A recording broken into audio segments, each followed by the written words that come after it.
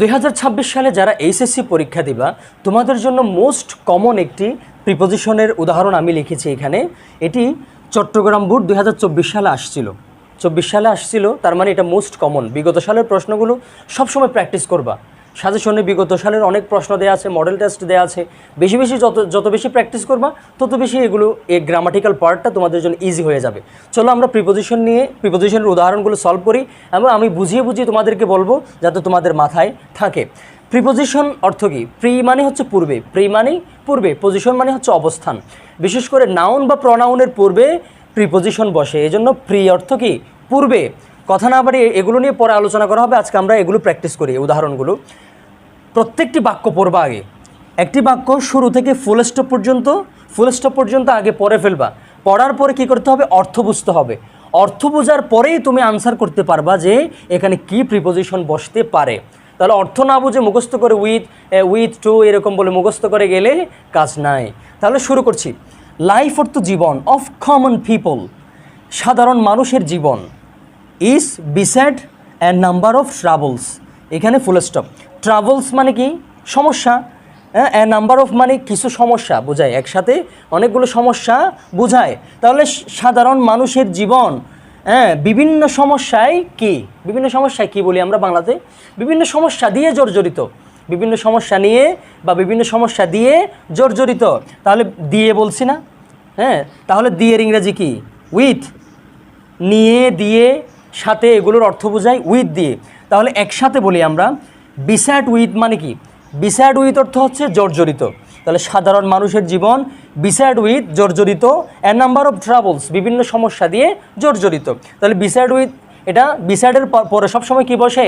With বসে, এটা appropriate preposition.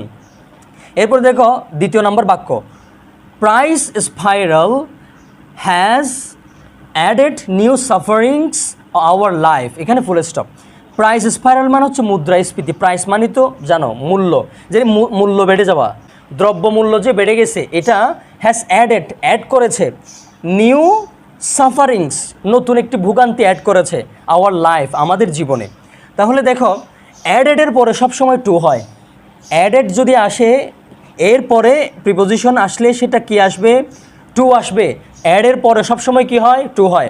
তাহলে প্রাইস স্পাইরাল, দ্রব্যমূল্য বেড়ে গেছে যে এই বিষয়টা, হ্যাজ অ্যাড করেছে নিউ সাফারিংস নতুন ভোগান্তি টু আওয়ার লাইফ, আমাদের জীবনে নতুন একটা সাফারিং নিয়ে এসেছে। তাহলে অ্যাডের পরে সবসময় কি হয়? টু হয়, অ্যাডেড টু।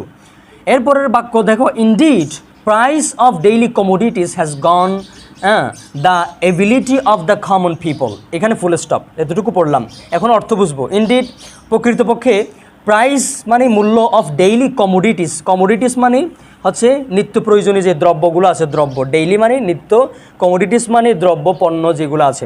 তাহলে নিত্য প্রয়োজনীয় দ্রব্যগুলোর দাম কি হয়ে গেছে দেখো তো? হ্যাজ গন, চলে গেছে।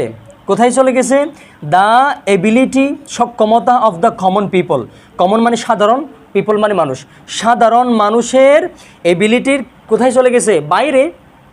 অর্থ এরকম আসতেছে না যে নিত্য প্রয়োজনীয় দ্রব্যের দাম সাধারণ মানুষের সামর্থ্যের বাইরে চলে গেছে। তাহলে বাইরে ইংরেজি কি বলো তো? যে বিয়ন্ড। কি? বিয়ন্ড, সামর্থ্যের বাইরে, লিমিট ক্রস করে সামর্থ্যের বাইরে চলে গেছে। তাহলে সামর্থ্যের বাইরে চলে যাওয়া মানে কি? বিয়ন্ড। এরপরের বাক্যটা আমরা পড়ি, ল্যাক সুপারভিশন ইজ রেসপন্সিবল ইট, এখানে দুটি শূন্যস্থান আছে দেখো। ল্যাক সুপারভিশন মানে কি?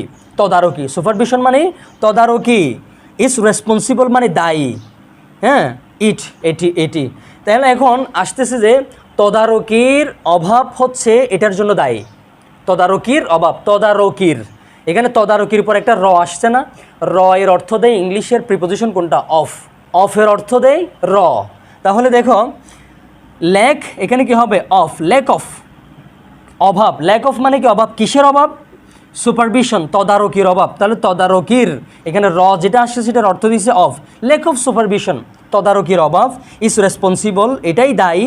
কিসের জন্য দায়ী? একটা প্রশ্ন আসতেছে না? কিসের জন্য? তাহলে জন্য ইংরাজি কি বলো? ফর।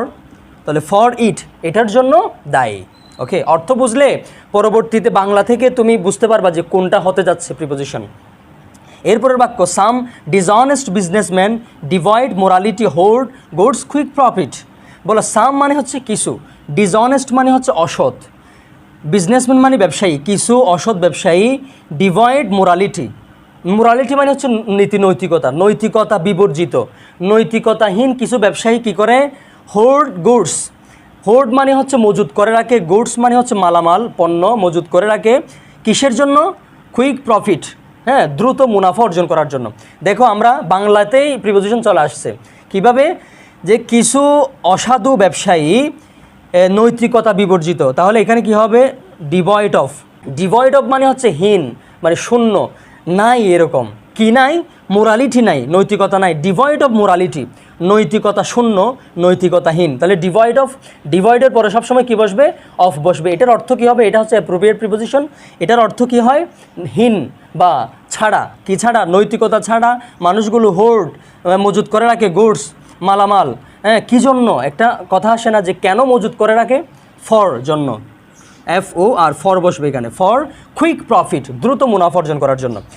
তাহলে the government should take punitive action those people, the government সরকারের শুড উচিত, কি উচিত, টেক নেয়া, পিউনিটিভ মানে শাস্তিযোগ্য, এই যে পানিশমেন্ট বলে না, যে পিউনিটিভ শাস্তিযোগ্য অ্যাকশন মানে হচ্ছে পদক্ষেপ নেওয়া উচিত, কাদের বিরুদ্ধে পদক্ষেপ নেওয়া উচিত, কথা আসতেছে না, কাদের বিরুদ্ধে, বিরুদ্ধে ইংরেজি কী বলো, বিরুদ্ধে ইংরেজি হচ্ছে অ্যাগেইনস্ট, কি হবে, অ্যাগেইনস্ট, অ্যাগেইনস্ট বিরুদ্ধে, কাদের বিরুদ্ধে, দোজ পিপল, ওই লোকগুলোর বিরুদ্ধে যারা এই যে পণ্য মজুত করে রাখে দ্রুত মুনাফা অর্জন করার জন্য, ওই অসাধু ব্যবসায়ীদের বিরুদ্ধে অ্যাকশন নেওয়া উচিত। তাহলে বিরুদ্ধে ইংরাজি হচ্ছে অ্যাগেইনস্ট, অ্যাগেইনস্ট এটা হচ্ছে প্রিপোজিশন। এরপরে বাক্য খেয়াল করো, people from all works life, এখানে দেখো অল ওয়ার্কস অফ লাইফ, এটা একটা ফ্রেজ, এটা সবসময় একই রকম থাকবে, অল ওয়ার্কস অফ লাইফ, তাহলে ওয়ার্কসের পরে কী বসবে, অফ বসবে। বলো অল ওয়ার্কস অফ লাইফ মানে কি, সর্বস্তরের, অল ওয়ার্কস অফ লাইফ মানে সর্বস্তরের, এটা সবসময় অফ মাঝখানে বসবেই। তাহলে সর্বস্তরের মানুষের কি করা উচিত, শুড উচিত, অলসো কোঅপারেট মানে সহযোগিতা করা বা কাজ করা, কার সাথে কাজ করা, উইথ হবে এখানে, কি হবে, উইথ দ্য গভর্নমেন্ট, সরকারের সাথে কাজ করা। তাহলে দেখো এখানে যে উইথ বসবে সেটা আমরা কিভাবে বুঝলাম, অর্থ খেয়াল করে, যে সর্বস্তরের মানুষের উচিত হচ্ছে যে সরকারের সাথে কাজ করা বা সরকারকে সহযোগিতা করা, সরকারের সাথে কাজ করা, সাথে ইংরেজি হচ্ছে উইথ, তাহলে উইথ এটাই হচ্ছে প্রিপোজিশন।